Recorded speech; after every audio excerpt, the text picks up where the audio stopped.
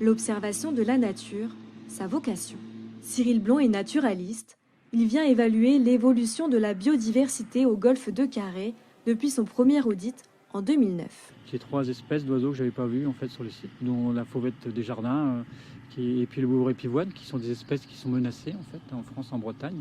Et puis j'ai quelques plantes aussi que je n'avais pas vues, une bonne dizaine de plantes que je n'avais pas recensées. L'apparition de ces nouvelles espèces est le résultat de mesures simples. Quand ils coupent des branches d'arbres, en fait, garder ces branches et les mettre dans les talus. Sous ces petits tas de bois-là, en fait, on a des espèces qui vont venir, hein, comme ici, par exemple, le crapaud épineux. On peut accueillir une diversité biologique avec un golfe en adaptant certaines pratiques dans certaines zones. Des zones de jeu, le golfe en comporte 4.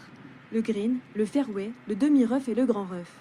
Pour chacune de ces zones, différentes fréquences de tonte sont programmées pour laisser le temps nécessaire aux espèces de s'y développer. On n'utilise plus de produits phytosanitaires sur le golfe depuis 7 ans et on fait des opérations mécaniques pour pallier à ces produits phyto. On fait beaucoup d'aération, de sablage et de verticut. Le verticut, une technique permettant de régénérer le gazon sans utiliser de produits chimiques. Si le label bronze biodiversité obtenu il y a 5 ans atteste l'engagement du golfe, l'équipe vise le niveau supérieur. Il faut créer pour le label argent une zone d'eau.